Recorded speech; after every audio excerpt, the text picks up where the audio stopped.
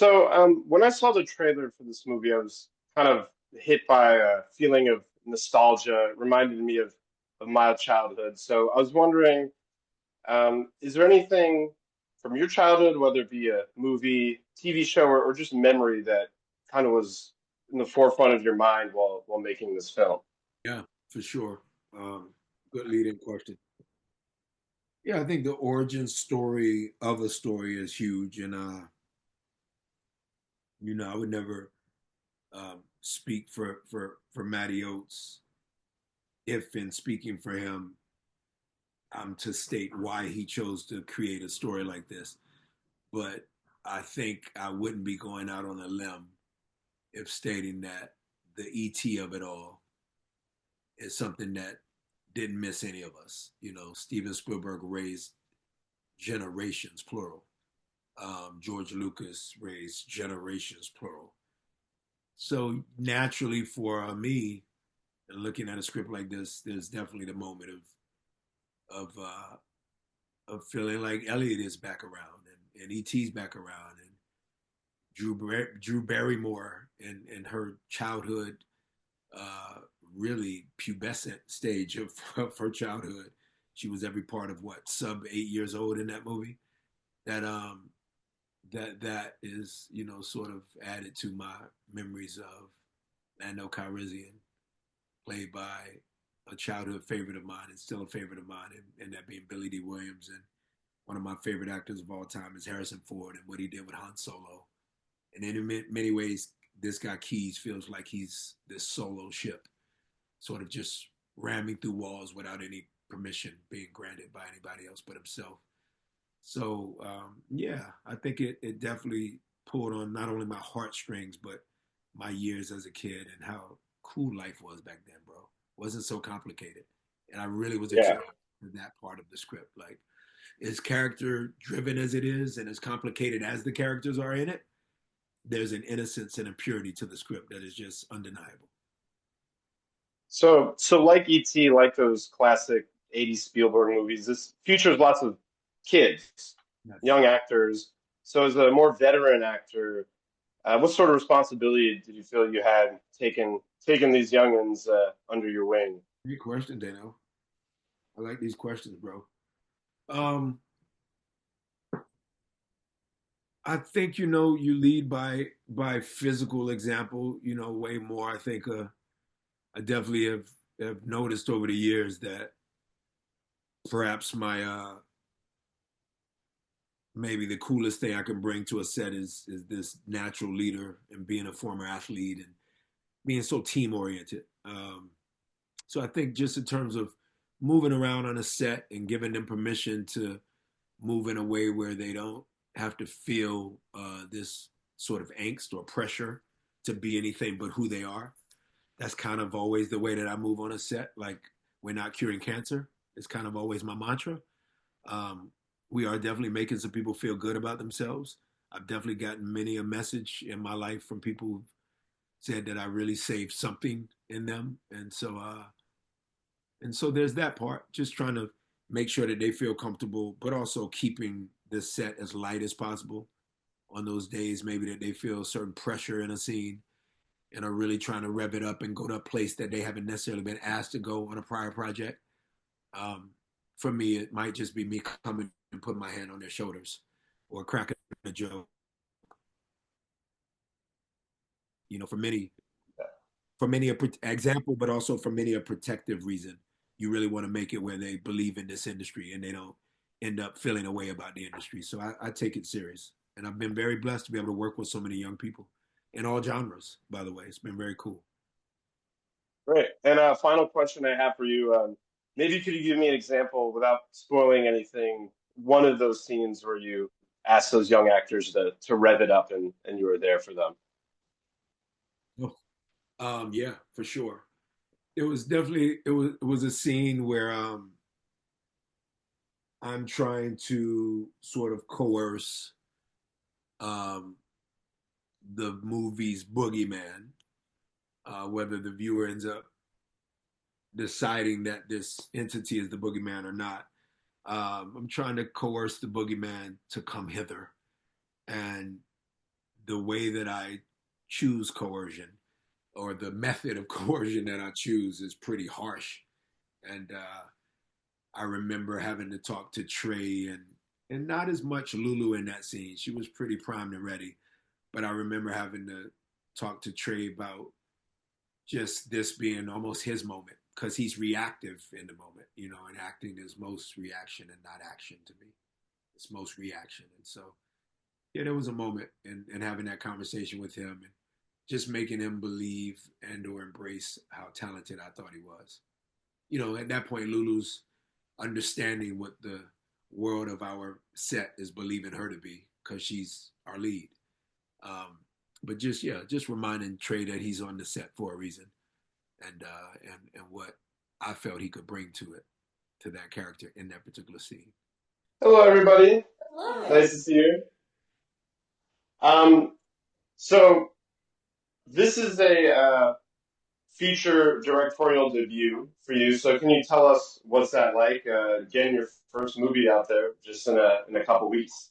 Yeah, well, it's actually it's my second feature, but it's my theatrical debut. So I had a feature film I sold at Tribeca Film Festival in the aughts to the Weinstein Company, called Wasted. But this that was that premiered on HBO. So this is the first time I'm actually getting to see my work in a theater, and yeah, I mean it's amazing. It's a dream, right? You go to film school to have this experience. So I'm very grateful to Blue Fox and to Heartbeat and to all the people that have made it happen.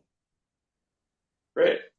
So just before this, I was speaking with Omari, and he was describing, what it was like for him working with younger actors and being kind of a mentor on set. So I was wondering if you could maybe give your perspective on that, hear the other side of the Yeah. story.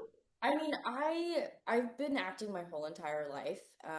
So I've always found mentors in different ways on sets. And it's not even like anybody really tries to be a mentor. It just kind of happens that way. You look and you learn. I think always the best way to learn from actors is to learn from other actors that you're working with on a set. And I think everybody, not only Omari, but Ren and Paul, I think I learned a little bit from everyone on set. And I learned a lot from Garrett, who was our amazing suit performer, about resilience, and just his passion for the craft was so inspiring to me.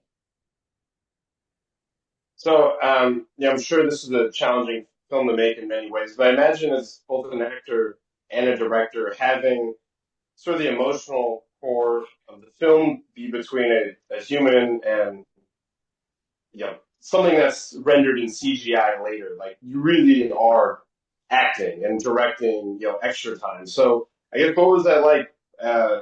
Having your counterpart be someone in a suit, or actually, how exactly was that? Physically created before it got rendered into CGI.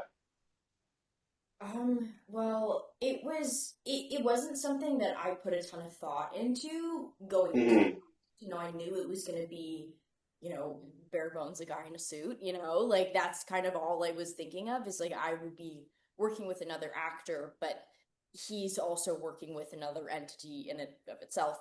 I kind of just expected it to come naturally, and that it did. I'm a big animal lover, and an animal rescuer at heart.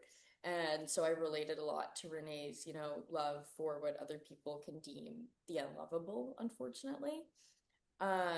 So yeah, it was a totally new and different experience for me. I'm used to kind of working with CGI, but to have something so real and tangible in front of me, and to be able to connect with something that's inhuman was really valuable and a really powerful experience.